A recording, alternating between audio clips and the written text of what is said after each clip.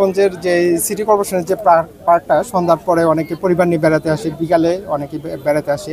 মূলত এখানে আমাদের কাছে যে অভিযোগটা আসে যে এখানে আসলে প্রচুর পরিমাণে মাদক সেবীরা এখানে ঘোরাফেরা করে, এখানে পার্কের পরিবেশটা নষ্ট হয়। সেই প্রেক্ষিতেই আমরা আসলে আজকে যে যৌথ বাহিনীর যে অভিযান এটা পরিচালিত হয়েছে।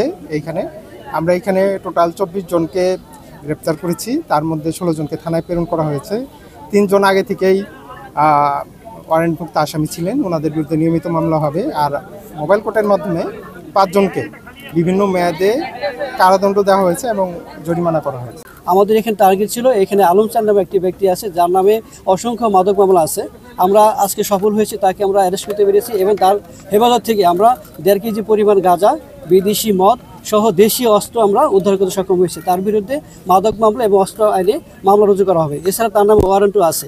এছাড়া আমরা 2 জন মহিলাকে ধরেছি, সক্ষম হয়েছি। তাদের কাছ থেকে আমরা 60 পিস ইয়াবা উদ্ধার করেছি।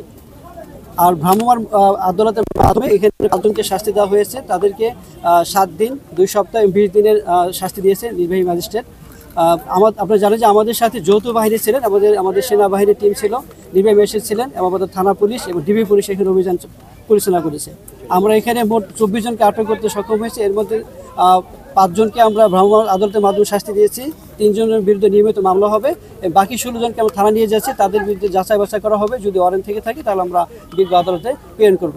আমাদের এই অভিযানটা আমাদের জেলার পুলিশ সুপার স্যারের নেতৃত্বে আমরা করে যাচ্ছি। আমরা আশা করি এই নারায়ণগঞ্জ জেলাবাসীকে আমরা মাদক মুক্ত করতে চাই, সেই জন্য আপনাদের সহযোগিতা কামনা করতেছি। আপনারা আমাদের তথ্য দিবেন, আমরা যে কোনো সময় আরও যে কোনো স্তর বেছে নেব, যেখান থেকে আমরা এই অভিযান পরিচালনা করে মাদক সেবীদের গ্রেপ্তার করতে সক্ষম হব।